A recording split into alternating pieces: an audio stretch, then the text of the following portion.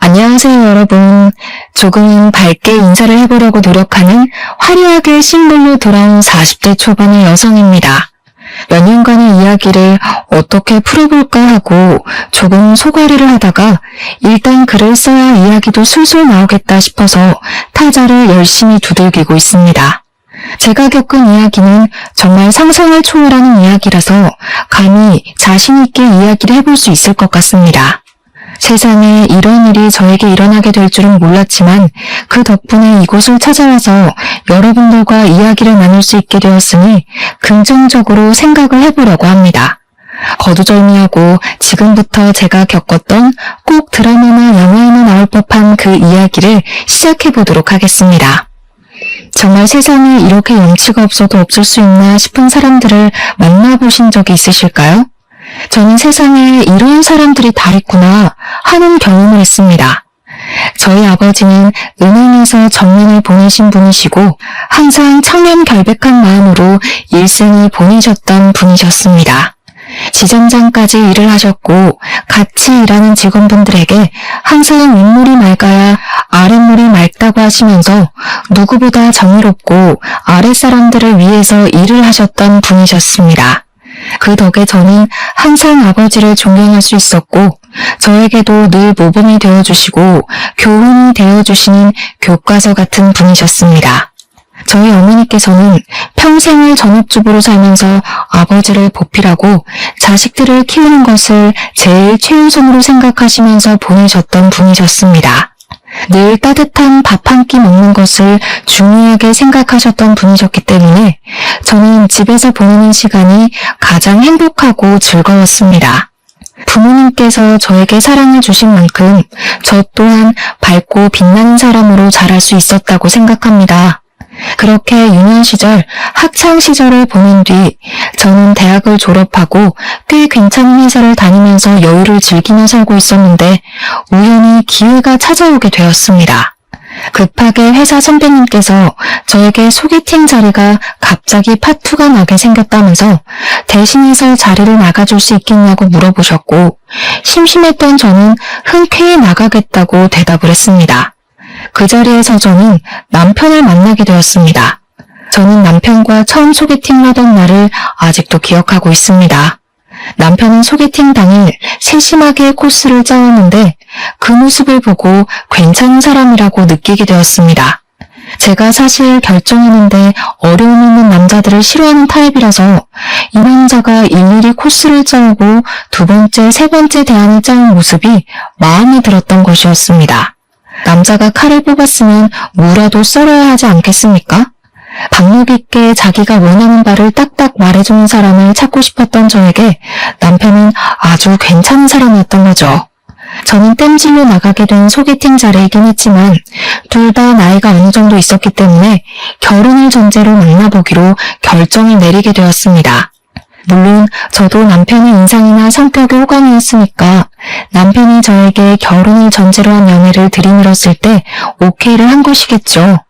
저희는 그 이후에 8개월이라는 시간 동안 서로를 확인하고 사랑을 느끼게 되어 결혼식까지 순리대로 올리게 되었습니다. 결혼식 자체는 양가의 축복 아래 정말 성대하게 치러지게 되었습니다. 아무래도 저희 아버지께서 은행 지점장을 하고 계시니 손님들이 꽤 많이 오셨던 것입니다. 저는 그 당시 백화점 화장품 매장에서 일을 하고 있었고 남편은 평범하게 회사에 재직 중이었는데 맞벌이다 보니 돈 문제에 있어서 크게 모난 부분은 없었습니다. 누가 더 벌고 누가 덜 벌고의 차이를 두지 않았고 우리 부부가 공용으로 돈을 관리하면서 대출금도 갚고 가게 생활도 잘 꾸리며 살기로 했습니다. 시작이 괜찮았던 만남이었기 때문에 사실 저는 결혼 생활 자체도 너무 행복하고 즐겁기만 할 것이라고 생각했습니다.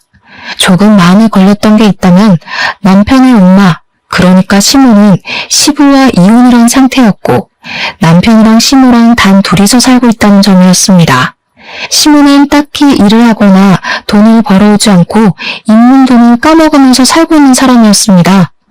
물론 결혼 전에 남편이 용돈을 주었을 수도 있고 자세한 건 모르지만 시모가 돈을 벌어서 생활을 하는 사람이 아니라는 것은 알고 있었습니다. 시부랑 이혼을 했을 당시에 시부 쪽 과실로 인한 이혼이었던 것인지 위자료랑 양육비를 꽤 받았다는 이야기를 뒤늦게 들어 알게 되었습니다. 시모는 그 돈을 그저 까먹는다만 쓰지 않고 주위 사람의 권유를 받아서 부동산에 투자를 했다고 하더라고요. 저는 솔직히 투자 같은 건 무서워서 못하겠던데 시모는 과감한 성격인 건지 사람들의 말만 듣고 바로 투자를 진행했다고 합니다. 그 투자를 했던 땅이 뒤늦게 도로가 뚫리고 개발이 되면서 이익을 엄청나게 보게 되었고 사는데 부족함이 없을 정도로 돈을 긁어모았다고 하더라고요. 시모는 그 투자 하나가 잘 된 것에 기가 살아서 본인이 상당히 재테크를 잘하는 사람이라고 으스대는 걸 즐기고 사람들의 시선을 받는 걸 좋아하시는 분이었습니다. 저에게도 투자를 하고 싶거나 돈을 불리고 싶은 마음이 있으면 본인에게 와서 이야기를 하라고 하셨거든요. 하지만 제대로 공부한 사람도 아니었고 은근 팔랑귀인 부분이 있어서 주위에서 이게 괜찮다더라 하면 일단 투자를 하고 보는 리스크가 많은 투자를 하는 분이셨습니다. 저에게 으스대면서 통장에 돈을 쌓아두는 것만큼 바보 같은 짓 없다고 늘 말씀하셨지만 사실 부동산 투자라는 게 다 그렇지 않겠습니까? 어디가 개발된다더라, 어디에 뭐가 들어선다더라 하는 소문만 듣고 몰렸다가 이도저도 아니게 망하는 사람이 한둘도 아니고요. 그냥 시모는 우연히 주워들은 정보를 가지고 투자를 했던 땅이 재개발이 되면서 로또를 맞은 케이스, 그 이상 그 이하도 아니었습니다. 저는 저희 아버지께서 은행에서 오래 일을 하셨기 때문에 아버지의 투자 방식이 훨씬 더 마음에 들고 안정적이라고 생각을 하고 있었습니다. 단지 수익률은 시모보다 떨어질지 몰라도 아버지께서는 단돈 10,000원을 벌어도 손실이 나지 않는 곳으로 최대한 알아보고 일을 하셨습니다. 시모는 그런 단순한 노력도 없으면서 자기가 벌었던 돈에 대한 뽕으로 취해 사시는 분이었고요. 아무튼 집은 반반 대출로 얻게 되었는데 아버지가 일하시는 은행을 통해서 조금은 손쉽게 대출을 받아 얻을 수가 있었습니다. 사실 저희 부모님께서는 돈 싸들고 있어봐야 뭐하냐, 죽어서 들고 갈 것 아니라며 조금 도와주시겠다고 하셨지만 그 부분은 제가 딱 잘라 거절을 했습니다. 왜냐하면 돈이 있다고 투자를 외치시던 시모가 집을 구할 때가 되자 저희에게 단 한 푼도 도와줄 수 없다고 선언을 하시고는 바라지도 말라고 하셨거든요. 세상에 아파트를 매매하는 것만큼 실패한 투자가 없다면서 집값은 어떻게 될지 모르는 거라고 손해보기 싫다고 하셨습니다. 시모의 마음도 뭐 이해가 가지 않는 것은 아니었지만 아들이 결혼하는데 너무 매정한 것 같아서 서운함이 느껴지기도 했었습니다. 시모가 도와주지 않겠다고 선언을 한 상태에서 저희 부모님께서 도와주시겠다고 하셨고 저도 억울한 마음이 드는 것이 싫어서 거절을 했던 것이었습니다. 남편에게도 서로 양가해서 돕지 않겠다고 했으니 정확하게 반반 결혼을 하자고 했고 허례허식은 피하기로 결정을 내렸습니다. 하지만 인생사라는 게 저희 두 사람의 생각과 계획대로만 착착 진행이 될 리가 없지 않겠습니까? 언제는 저희에게 한 푼도 도와줄 수 없다고 딱 잘라 거절을 했던 시모가 어떻게 결혼을 하면서 시댁에 아무것도 안 할 수가 있냐고 하시더라고요. 한마디로 본인이 돈 쓰는 건 죽어도 싫지만 받을 수 있는 건 다 받아야겠다고 외치는 놀부심보를 가진 사람이었던 것입니다. 저는 시모가 도와주지 않겠다고 먼저 이야기를 했었기 때문에 사실 받아칠 수 있는 말은 넘치고 넘쳤습니다. 하지만 더 골머리를 썩는 일이 생기게 되었는데 남편의 친부에게서 저에게 바로 연락이 온 것입니다. 누군지도 모르는 번호로 전화가 와서 조심스럽게 받았더니 다짜고짜 저에게 큰 소리로 화를 내시더라고요. 결혼을 한다는 소식을 들었는데 왜 아직까지도 인사를 드리러 오질 않아? 지금 나를 무시하는 건 뭐야? 며느리가 되어서 시합이 될 사람한테 제깍제깍 와야지. 저는 당연히 그 전화를 받고 너무나도 어이가 없었습니다. 남편도 시모도 저에게 남편이 친부에게 인사를 드리러 가야 한다고 언지를 해준 적이 없었기 때문이었습니다.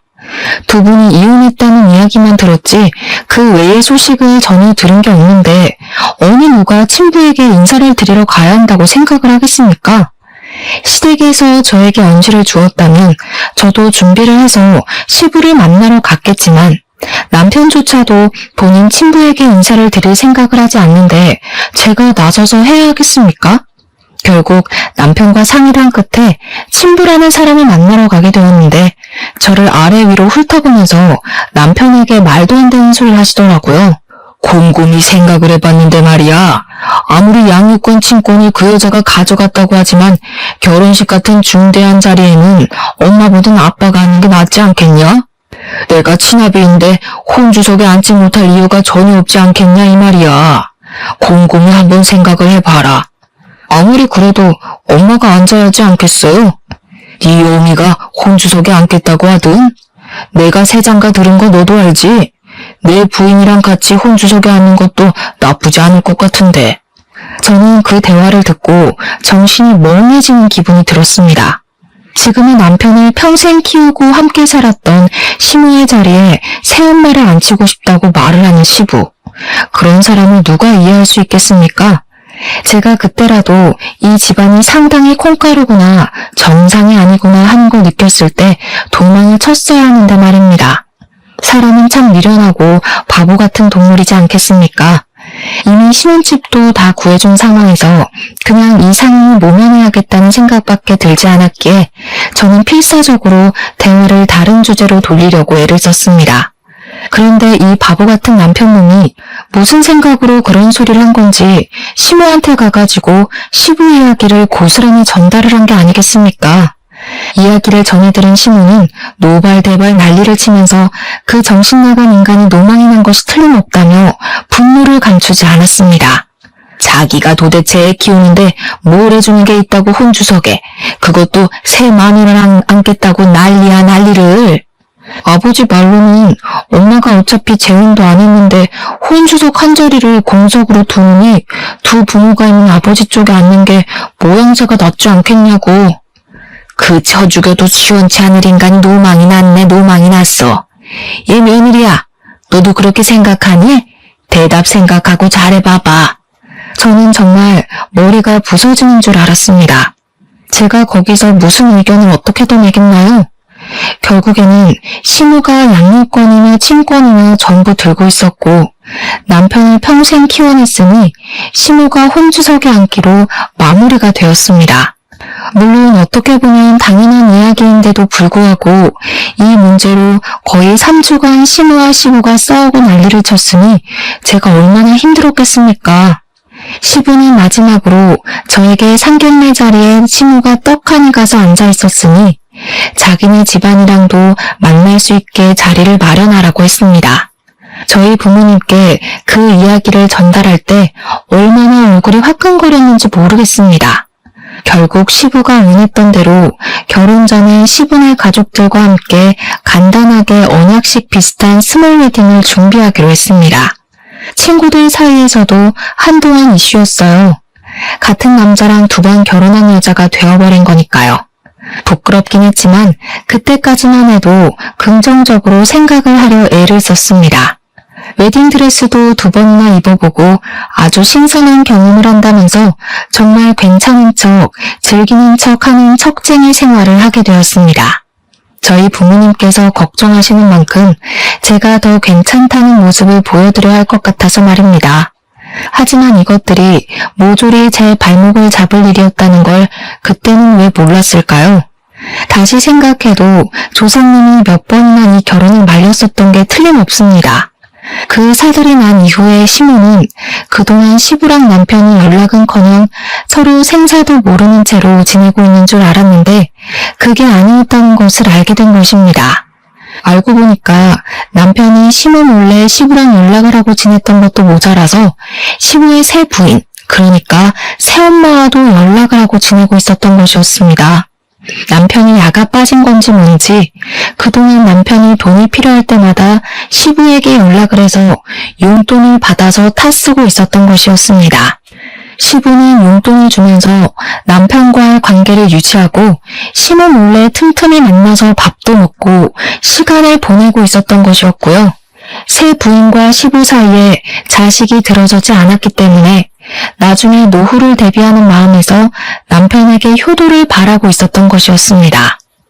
본인들이 나중에 늙고 지쳐서 아무런 힘도 없고 할 수 있는 일이 사라질 때 본인들 수발을 들어주라면서 남편에게 돈을 주고 있었던 거죠.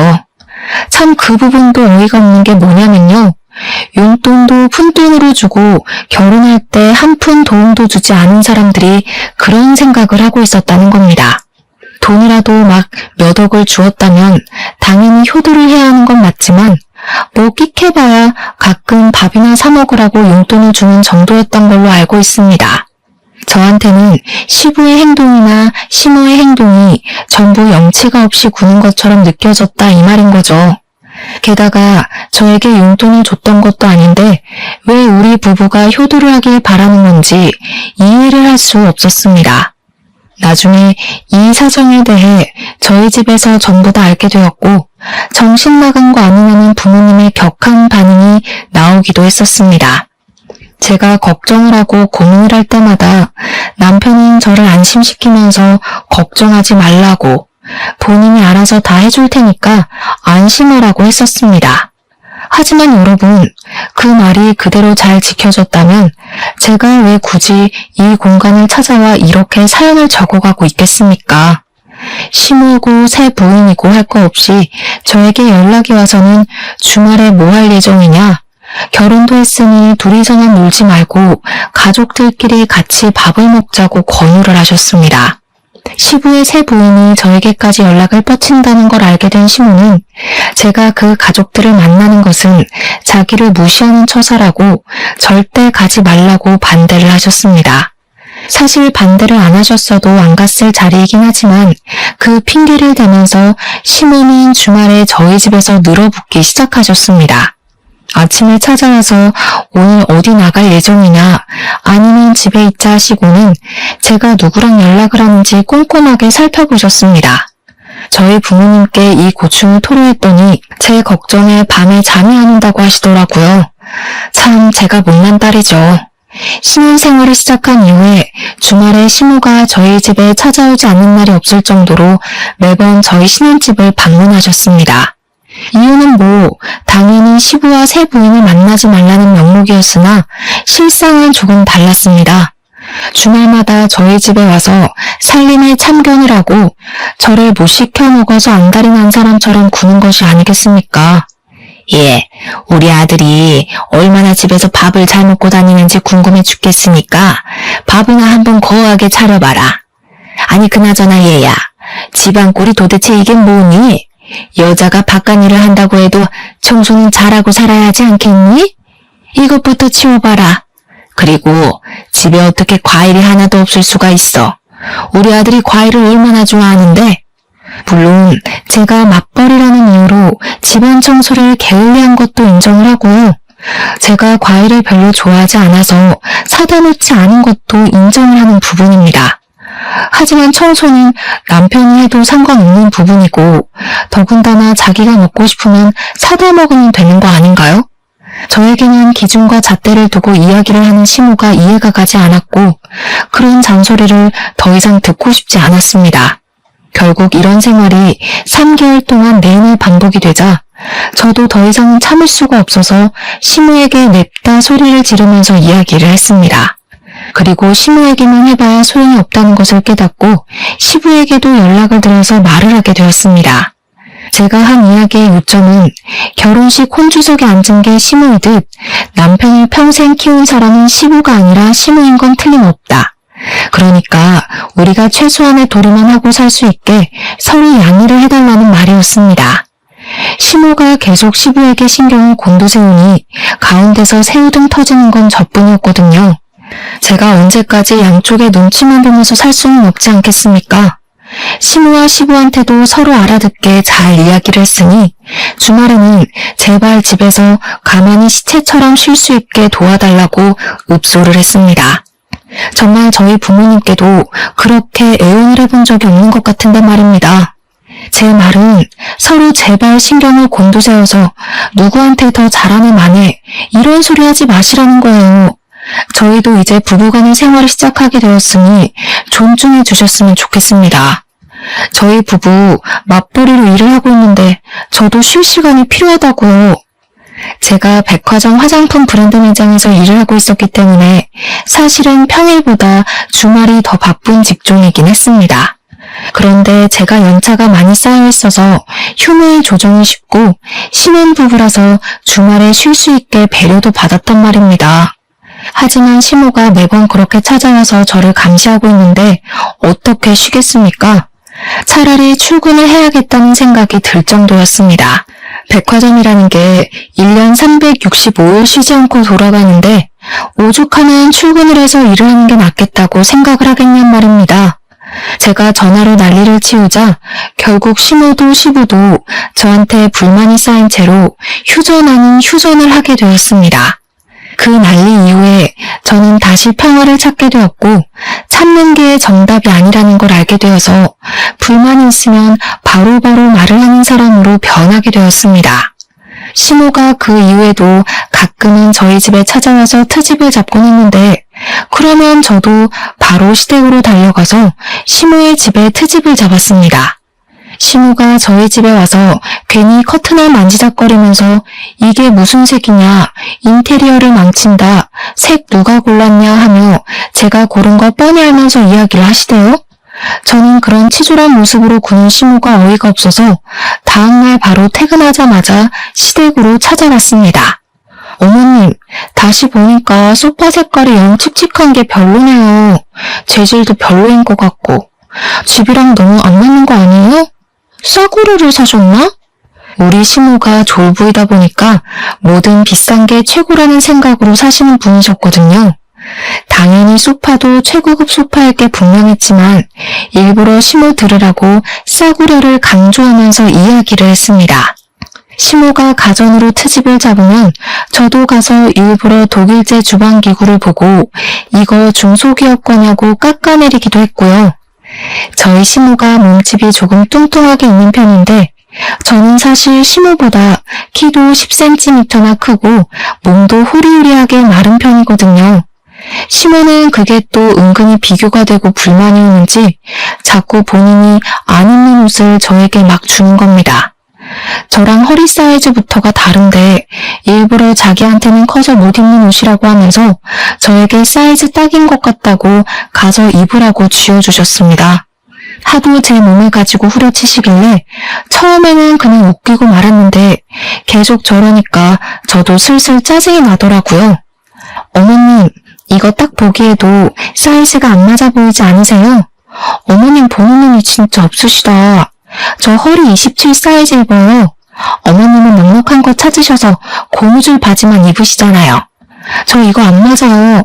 혹시 이거 한번 입어보신 거 아니에요? 허리가 늘어난 것 같아서요. 은근히 야들야들하게 굴면서 시모를 깎아내리니까 처음에는 시모도 발끈하면서 저한테 난리를 치더니 나중에 가서는 제가 별로다 하니 권하지 않으시더라고요. 저한테 타격을 주는 것보단 본인이 타격을 입는 게 더 많다고 생각이 들었는지 옷을 권하지 않으시는데 참 무슨 심보인지 이해가 가질 않았습니다. 그렇게 결혼 생활에 날을 세운 지도 2년이라는 시간이 지나가고 어느 날 친정아버지께서 정년퇴직을 하시게 되었습니다. 정년퇴직을 한 이후에는 퇴직금을 넉넉하게 받았기 때문에 그 돈을 어떻게 굴릴까 고민을 하시다가 친구분과 사업을 시작하셨습니다. 마스크 사업을 시작하시게 되었는데 그 이후에 전염병이 크게 돌면서 마스크 대란이 일어나게 되었던 것입니다. 아버지의 사업은 갑자기 급성장을 하게 되고 공장을 24시간 돌리면서 뽑아낸 마스크들은 불티나게 팔리기 시작했습니다. 오죽하면 24시간을 돌려도 수량을 맞추지 못할 만큼 바빠졌습니다. 아버지의 마스크는 퀄리티가 좋아서 단가가 조금 있었음에도 불구하고 없어서 못 파는 수준이 되었습니다. 친정은 순식간에 떼부자가 되었고 아버지는 이 대란이 얼마나 가게 될지 모른다며 투자를 하기 시작하셨습니다. 이리저리 발로 뛰어 알아보신 결과 마스크 사업으로는 부족할 수 있다면서 원단 사업까지 손을 대셨습니다. 마스크에 들어가는 필터와 직결된 의료원단 같은 사업이었는데 신소재 사업이었기 때문에 아버지가 보시기에는 미래가 밝다고 생각을 하신 것입니다. 나쁘지 않은 투자임이 틀림없다고 확신을 가지고 투자를 진행하시니까 저는 아버지 걱정을 전혀 하지 않았습니다. 문제가 살짝 있었다면 아버지의 사업이 잘 된 이후에 남편이 갑자기 생전하지 않던 사업 타령을 하기 시작했던 것이었습니다. 자기도 사업을 하고 싶다면서 저에게 좋은 아이템이 없냐고 매일같이 물어보는 게 아니겠습니까? 저는 솔직히 당황스러웠습니다. 자기 사업 아이템의 구성조차 못하는 사람이 갑자기 무슨 사업을 하겠다고 타령을 하는지 말입니다. 제가 남편에게 사업이라는 것이 그렇게 쉬운 일이 아니다, 잘 되기도 어렵다 하면서 생각을 접고 회사나 잘 다니라고 충고를 했습니다. 아버지의 마스크 공장은 쉴 틈 없이 잘 돌아갔고 수입해온 의료 원단들도 각종 회사에 팔려나가기 시작했습니다. 마스크뿐만 아니라 아이들 의복에도 들어가기 시작했고 아버지는 점점 은행에 다니던 시절보다 더 바쁘게 움직이셔야만 했습니다. 아버지의 사업이 잘 되면 잘 될수록 남편은 자기도 잘할 수 있을 것 같다며 이유도 모를 자신감에 휩싸이기 시작했습니다. 그러더니 우리 아버지를 찾아가서는 부자재 사업이 하고 싶다는 식으로 말을 했다고 하더라고요. 아버지께서는 그쪽 일은 잘 모른다고 하시면서 부자재는 박리담이 아니냐, 초기 투자 비용도 만만치 않다고 말씀을 하셨답니다. 아무리 그래도 직장인은 최고 아니겠어?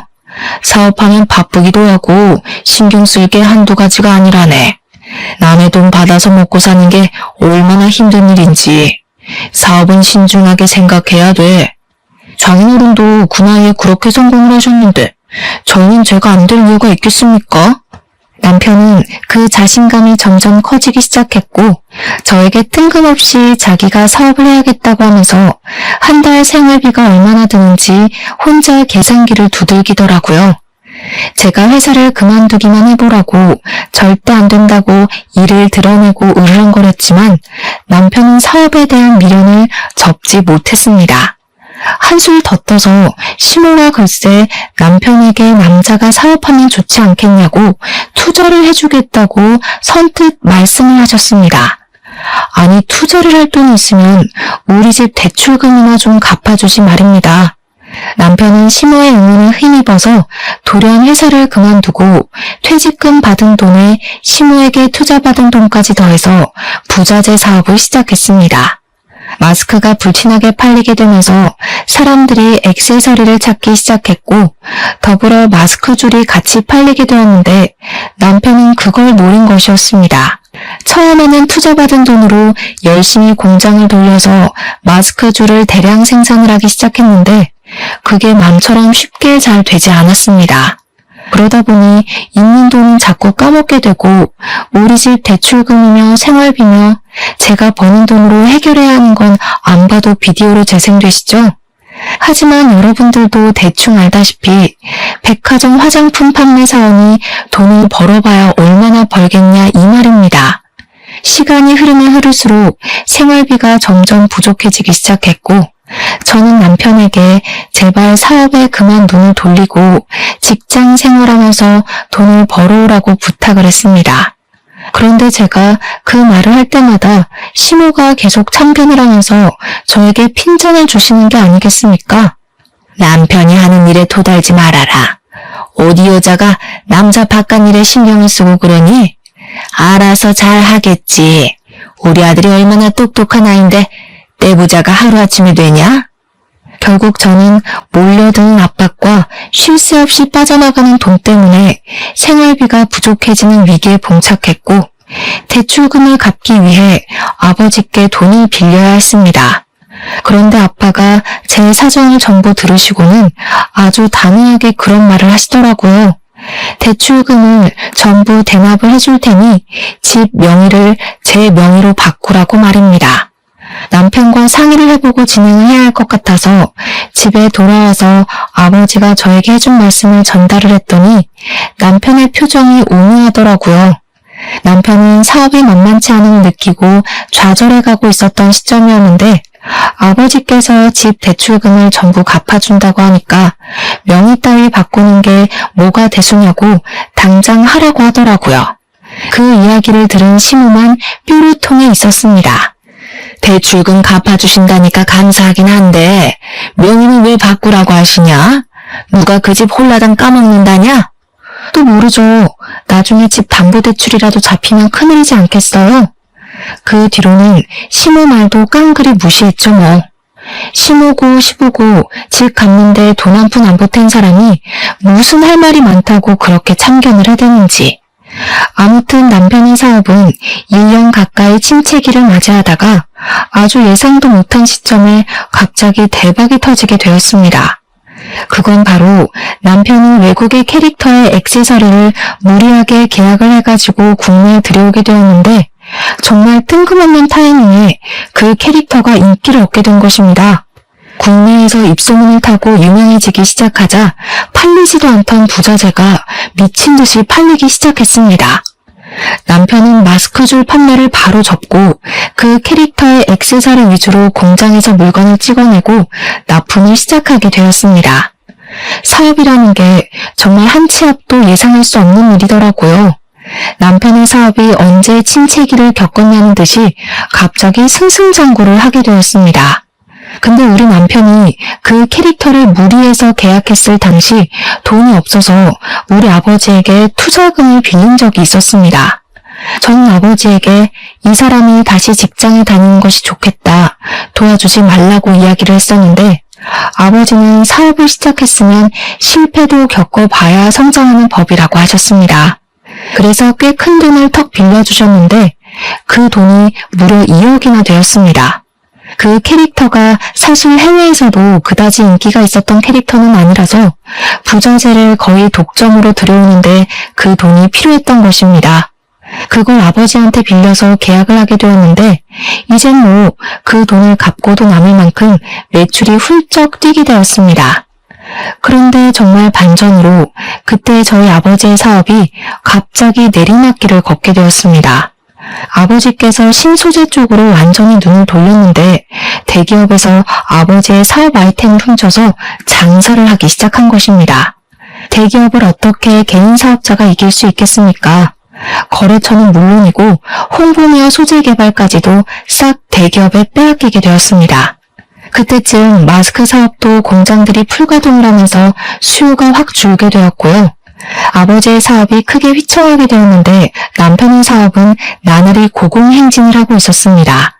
남편은 독하게도 남편의 공장이 아닌 다른 공장에서 카피해서 판매를 하는 그 캐릭터들을 전부 신고해서 완전히 시장을 독점하고 있었습니다.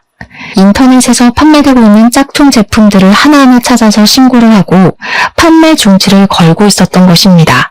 그러면서 남편은 사업이 잘 될 줄 알고 있었다면서 다 자기 능력이라고 말을 하고 다니며 마치 투자에 성공한 시모처럼 으스대고 있었습니다.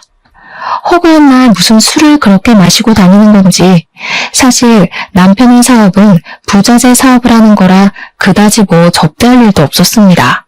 그럼에도 불구하고 무슨 맨날 접대를 하러 다닌다고 하면서 집에 늦게 들어오는 건 물론이고 매일같이 술에 취해서 개가 되어 들어왔습니다. 저는 그런 남편을 잡고 부탁을 했습니다. 지금 우리 아버지의 사업이 많이 힘들다고 하는데 돈을 좀 빌려주면 안 되겠냐고 말입니다. 사실 남편도 저희 아버지에게 투자금을 빌린 게 있으니 갚아야 하는 게 도리 아니겠습니까? 그러자 남편은 자기도 많이 버는 것 같지만 직원들 월급 주고 하면 남는 게 없다면서 조금만 더 기다려보라며 자리를 회피하길 반복하더라고요.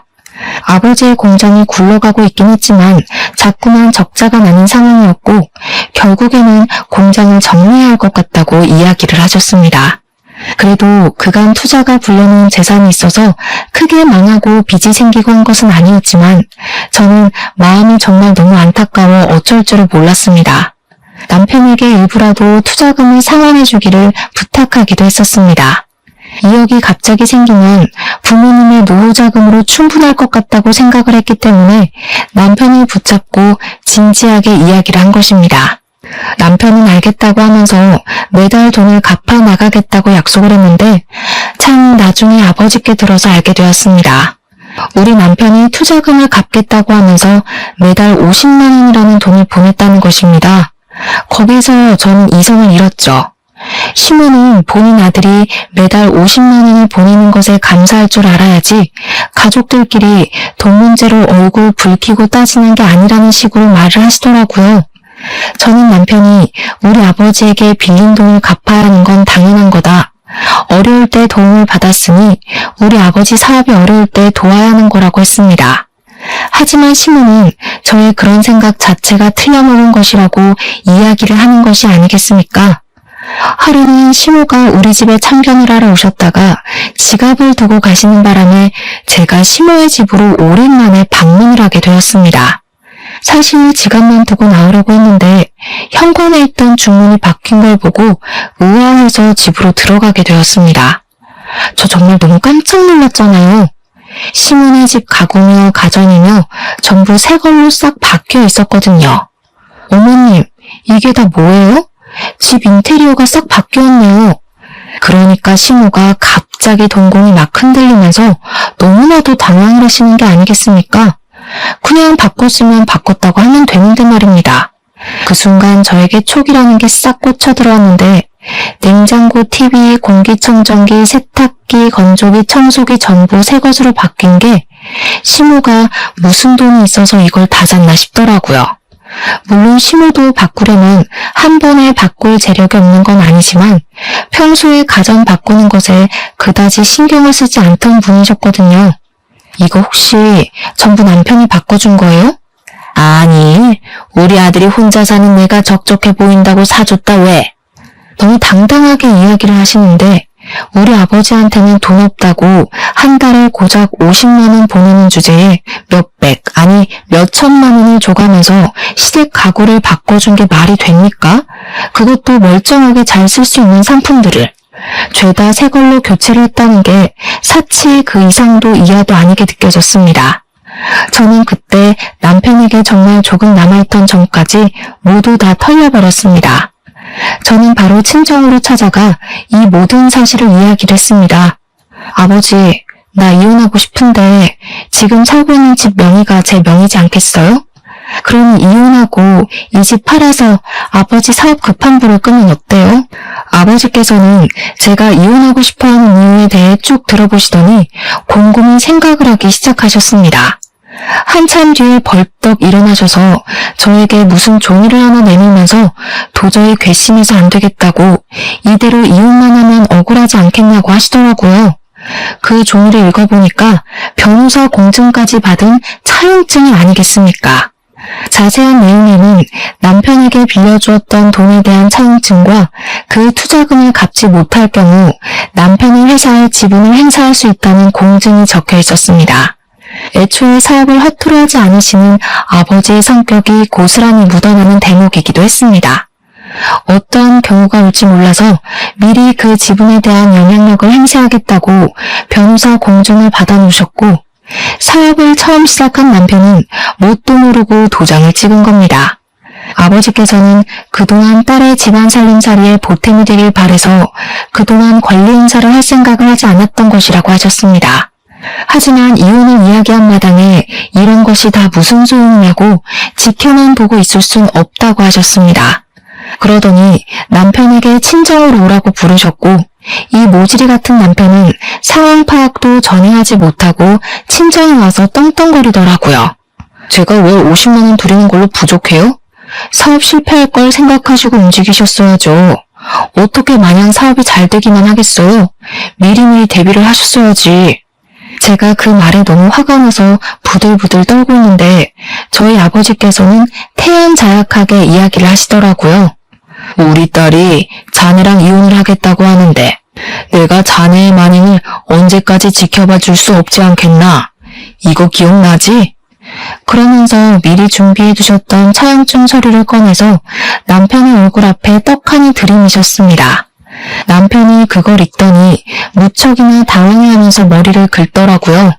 아, 저도 기억이 나긴 하는데요. 이것도 당장 갚을 돈이 있어야지 갚지 않겠습니까? 아시다시피 저도 매달 50만 원 들이는 게 버거워서요. 갑자기 태도를 바꾸는데 헛웃음이 나더라고요. 이렇게 염치도 없고 눈치도 없는 새끼랑 그 시간을 어떻게 버티며 보낸 건지 참으로 제가 미련스럽고 바보같이 느껴졌습니다. 아버지께서는 오히려 여유롭게 남편에게 이야기를 하셨습니다. 그럼 내가 사업에 대한 권리를 찾아오는 수밖에 없겠구먼. 투자금 2억에 대한 기본 35%만큼의 권리를 행사하도록 하겠네. 수익도 당연히 그만큼 나에게 나눠야 할 것이고 자네가 하고 있는 캐릭터 사업에 대한 저작권 또한 나눠 가지는 게 좋겠군. 아니, 35%나 행사를 하시겠다고요? 자네 처음 사업할 때 얼마 들고 했나? 내가 투자해준 2억이 거의 반 이상이라고 알고 있는데 말이야. 내가 35%로 정한 것도 우리 딸을 위해서 했던 거지. 말마 따나 내가 그 회사의 반 이상의 지분을 가져도 자넨 할 말 없어. 남편은 아버지께 시간을 조금 더 달라고 이야기를 한 뒤 저를 보면서 집에 가자고 일어나라고 하더라고요. 이 눈치 없는 새끼는 귓구멍이 막힌 건지 불과 몇 분 전에 제가 이혼하겠다고 말을 했던 건 듣지도 않았나 봅니다. 내가 당신을 왜 따라가? 나 이혼할 거라니까. 그리고 그 집도 내 집인 거 알지? 가도 당신은 시댁으로 가. 내 집에 발 디딜 생각하지 말고. 남편은 씩씩거리면서 친정을 나섰고 그 이후에 며칠 동안 변호사를 만나서 아버지께 돈을 주지 않을 방법을 찾으러 다니는 것 같았습니다. 그런데 남편이 이미 인간도전까지 꽝꽝 찍은 마당에 무슨 별다른 방법이 존재할 리 없지 않겠습니까?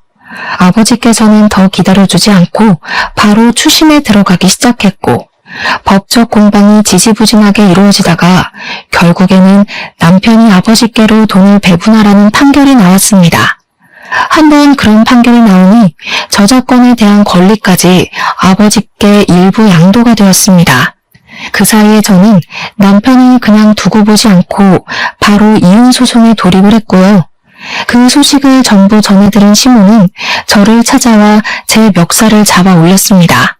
배은망덕하게 여태 같이 살아준 남편을 배신하고 돈독이 올라서는. 그 말에 너무 열이 받은 저는 시모의 멱살을 같이 잡아 올렸습니다. 제가 그렇게 힘이 셀 거라고 예상을 못한 건지 시모는 놀라서 어쩔 줄 몰라 하더라고요. 지금 누가 누구 보고 배은망덕을 입에 올리는 겁니까?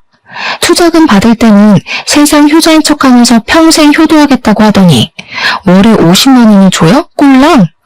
시몬의 집에 있는 가정가구들은 몇 천만 원 주고 싹 바꿔주면서 돈 없다고 난리를 피우는 게 효도입니까? 그러면서 멱살을 잡고 흔드는데 제가 시모보다 좁기 10cm는 더 크니 시모가 바람에 부는 갈대처럼 흔들리더라고요. 결국 그날 시모는 본전도 못 찾고 돌아가고 남편은 저희 아버지께 수익 배분을 시작했으며 아버지는 그 캐릭터에 대한 사용권을 인정받았습니다. 남편 보란듯이 마스크며 뭐며 그 캐릭터들을 죄다 찍어내기 시작했습니다. 거기다가 일부러 다른 업체들이 사용할 수 있도록 저작권의 다중계약을 찍어내기 시작했습니다. 당연히 아버지께서도 지분을 인정받았기에 법적으로 아무런 문제가 되지 않더라고요.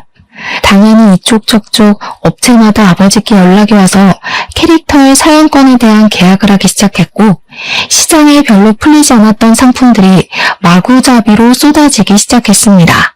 공급되는 양이 늘어나니까 당연히 남편의 사업권 또한 똥값이 되었습니다. 아버지께서는 그 틈에 사업을 전부 정리하셨고 저 또한 값이 오른 신혼집을 팔아서 정리하고 친정으로 들어왔습니다. 전부 다 정리를 마치고 나니까 직원들 퇴직금을 전부 정산해주고도 넉넉하게 먹고 살 만큼의 돈이 남더라고요. 남편은 그 이후에 점점 입지가 좁아지기 시작했고 캐릭터 사업으로 인해 갑질을 했던 부분으로 인해 사업에 차질이 생겼습니다. 남편의 사업이 빚더미에 앉자 시모가 땅 투기를 해서 벌어두었던 돈까지 모두 날렸다고 하더라고요. 시부는 당연히 손 뗐고요. 사람의 은혜를 받았으면 당연히 베풀 줄도 알아야 하는 것 아니겠습니까? 염치도 없는 인간들이 제대로 벌받은 거죠. 개구리 올챙이적 시절 기억 못한다고 남편과 시모가 결국 이사달이 나서 쫄딱 망할 줄 알았습니다. 제 속이 시원해지고 나니까 이렇게 속풀이 사연도 올려볼 수 있게 되었네요. 모쪼록 평안한 하루 보내시고 받은 게 있으면 그만큼 베풀 줄도 아는 여러분이 되길 바라면서 이만 글을 줄이겠습니다.